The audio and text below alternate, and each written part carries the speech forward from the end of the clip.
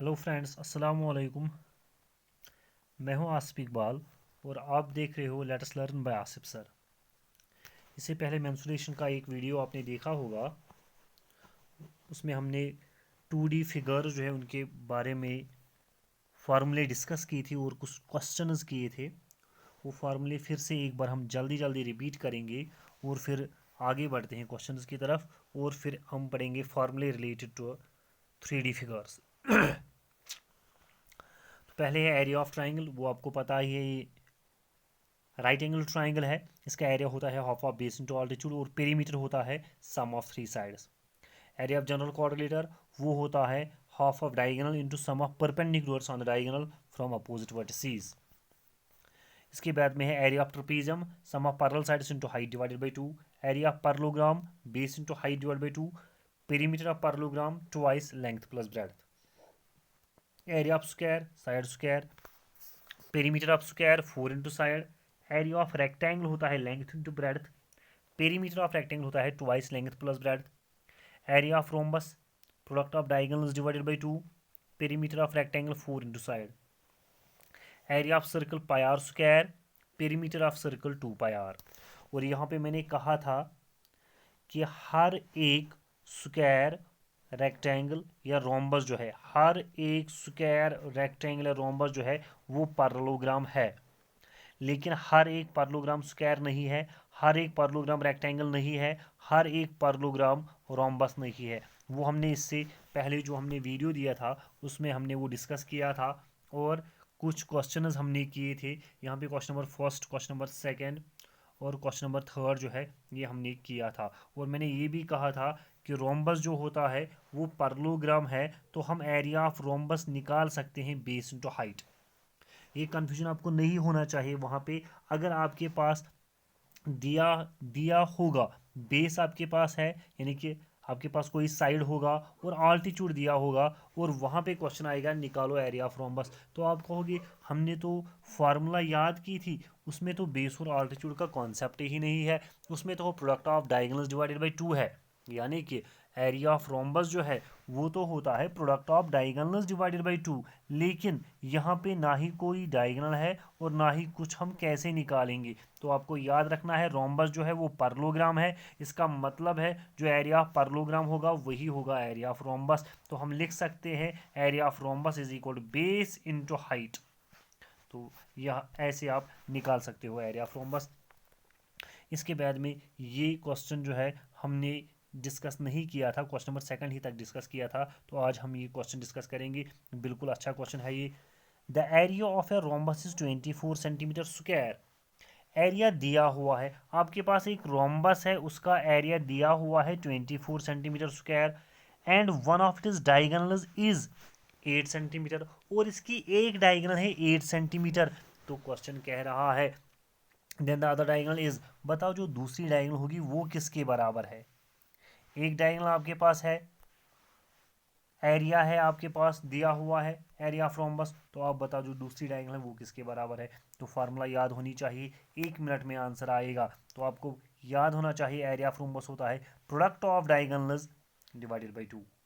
Product of diagonals divided by 2। तो यहाँ पे डायगोनल एक आपके पास 8 है, तो चलो जो दूसरी डायगोनल है वो हम लेंगे डी और नीचे डिवाइड में आएगा 2, यानी कि ये आएगा फिर 8 इंटू डी डिवाइडेड बाई 2।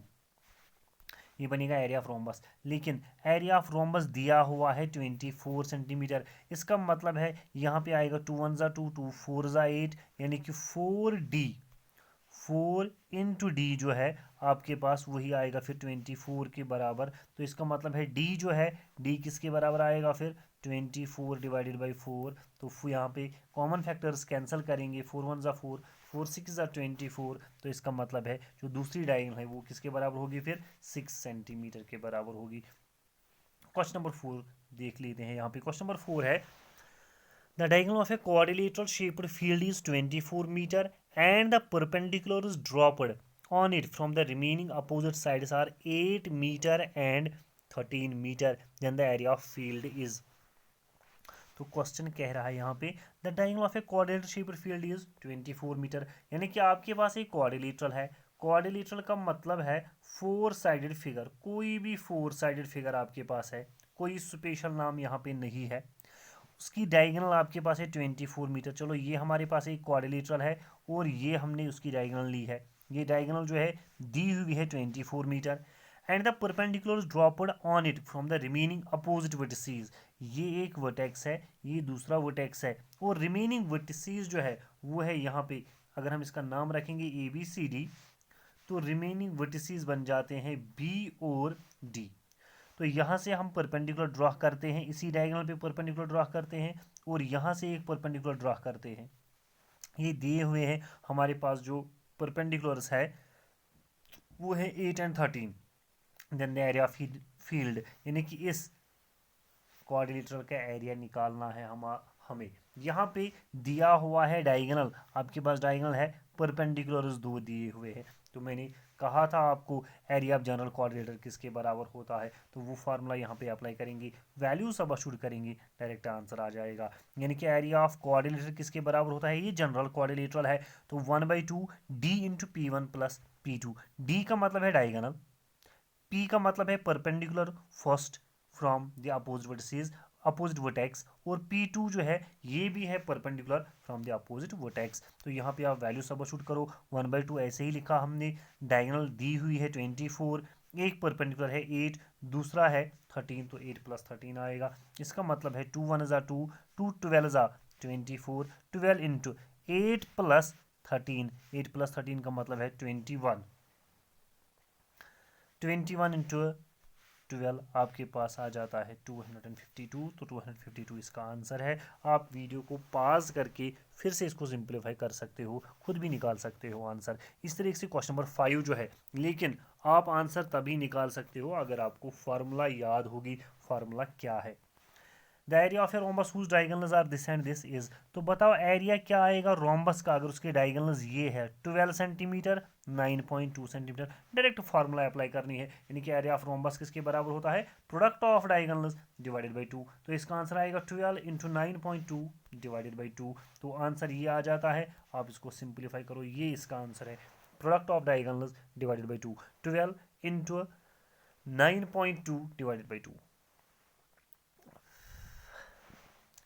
इसके बाद में देखिए क्वेश्चन नंबर 6 जो है, the area of A trapezium is this. Area of trapezium आपके पास है, ये है area of trapezium, and the length of one of its parallel sides is 10 centimetre. Length of one of its parallel sides, trapezium में एक जोड़ opposite sides का parallel होता है, तो आपके पास उसका एरिया दिया हुआ है, और length of one of the parallel sides, दो पैरेलल साइड्स होते हैं, तो एक की लेंथ दी हुई है 10 सेंटीमीटर, एंड दिस हाइट, और ट्रपीजियम की हाइट है 4 सेंटीमीटर।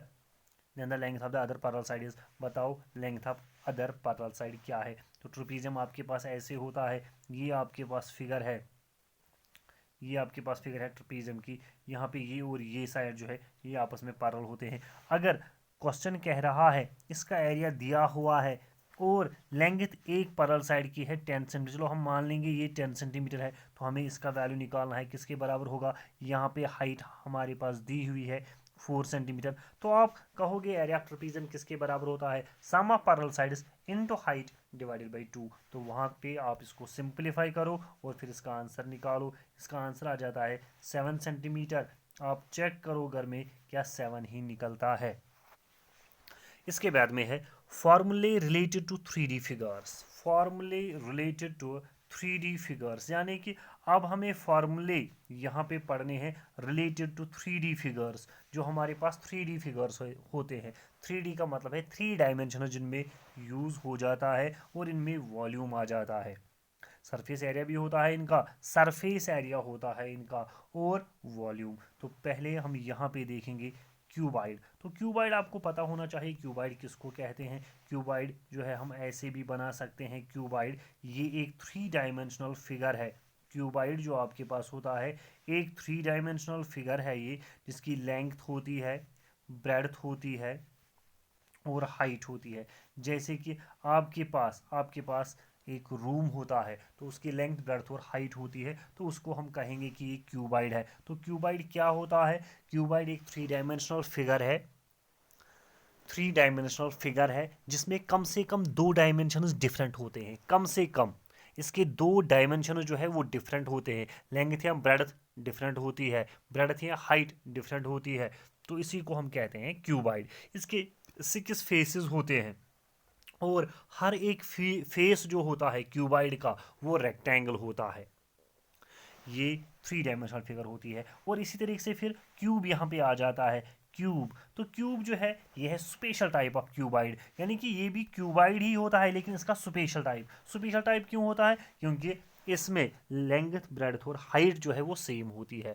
तो एक क्यूबाइड को हम कहेंगे क्यूब अगर उसकी लेंथ ब्रेडथ और हाइट सेम होगी। तो इसमें भी 6 फेस होते हैं लेकिन हर एक फेस जो है वो स्क्वायर होता है। हर एक फेस इसका क्या होता है? स्क्वायर होता है।